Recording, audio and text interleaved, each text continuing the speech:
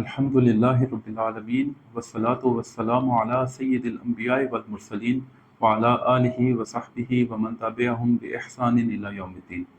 اما بعد فاعوذ باللہ من الشیطان الرجیم بسم اللہ الرحمن الرحیم۔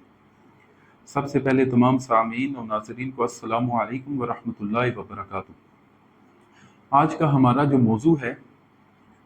وہ یہ ہے کہ اس کی بنیاد صحیح بخاری کی ایک حدیث ہے جس سے یہ ثابت ہوتا ہے کہ ابن زیاد ملعون نے سیدنا امام علی مقام امام حسین علیہ السلام کے سر مبارک کی بے حرمتی کی، اور ہمارا جو موضوع ہے کہ جب اس نے بے حرمتی کی تو اس کا پھر انجام کیا ہوا۔ امام بخاری روایت کرتے ہیں، صحیح بخاری میں حدیث نمبر 3748 نمبر حدیث ہے، حضرت انس بن مالک سے روایت کرتے ہیں کہ جب سیدنا امام علی مقام امام حسین علیہ السلام کا سر مبارک ایک تشت میں رکھ کر ابن زیاد کے پاس لایا گیا تو وہ اسے لکڑی سے سر مبارک کو کریدنے لگا، اور اس نے آپ کے حسن کے متعلق کوئی بات کی۔ تو حضرت انس بن مالک نے کہا کہ کانا اشبہہم برسول اللہ صلی اللہ علیہ وسلم، کہ امام علی مقام امام حسین علیہ السلام حضور نبی کریم صلی اللہ علیہ وسلم سے سب سے زیادہ مشابہت رکھتے تھے۔ جب بخاری شریف میں حدیث پاک آئی تو امام بدر الدین آئینی نے عمدۃ القاری میں اس حدیث کی شرح میں لکھتے ہیں کہ وہاں پر حضرت زید بن ارقم بھی موجود تھے، اور امام طبرانی کی ایک حدیث لے کر آتے ہیں، حدیث نمبر 5107 اور 5121 نمبر حدیث، کہتے ہیں کہ جب ابن زیاد نے آپ کے ناک مبارک اور دانتوں میں چھڑی ماری تو حضرت زید بن ارقم چلا اٹھے، اور انہوں نے کہا کہ ارفع قدیبک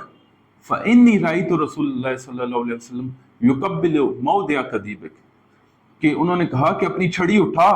بے شک میں نے رسول اللہ صلی اللہ علیہ وسلم کو دیکھا ہے کہ جس جگہ تم نے چھڑی رکھی ہوئی ہے آپ اس جگہ کو چوما کرتے تھے، اور پھر آپ رونے لگے۔ تو جب اس نے دیکھا تو اس نے کہا کہ اگر تم بوڑھے نہ ہوتے اور سٹھیا نہ گئے ہوتے تو میں تمہیں ابھی اسی وقت اسی جگہ قتل کر دیتا۔ امام بدر الدین آئینی اس پر تبصرہ کرتے ہیں، کہتے ہیں کہ آیان صحابہ میں سے حضرت زید بن ارقم کی یہ نیکی اللہ کی رضا کے لیے ہے، اور یہ وہ صحابی ہیں کہ جو نبی کریم صلی اللہ علیہ وسلم کے ساتھ 17 غزوات میں شریک رہے، اور سیدنا مولا علی کے اصحاب میں سے تھے، اور ان کے ساتھ صفین میں بھی شامل تھے۔ تو پھر امام بدر الدین آئینی اس پر اپنا تبصرہ کرتے ہیں، کہتے ہیں کہ جب ابن مرجانہ نے، ابن زیاد ملعون نے امام علی مقام امام حسین علیہ السلام کے سر مبارک کی بے حرمتی کی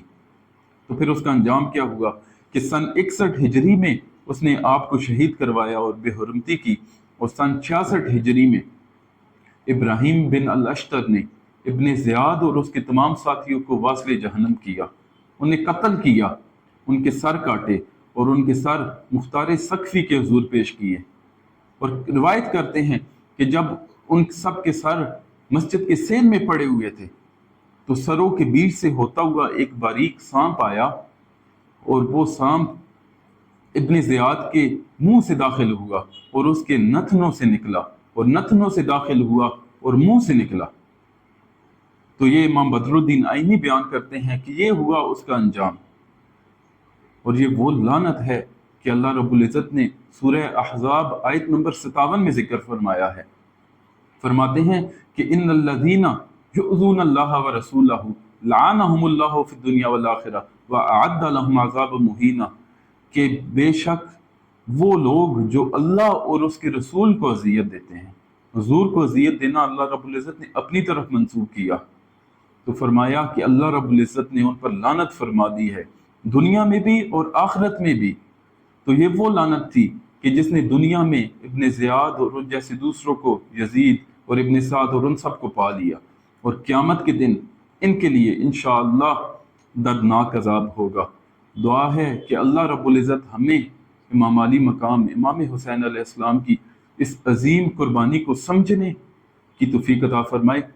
اور حضور نبی کریم صلی اللہ علیہ وسلم کا اور آپ کے تمام اہل بیت کی سچی محبت اور عشق عطا فرمائے۔ وآخر دعوانا ان الحمد للہ رب العالمین۔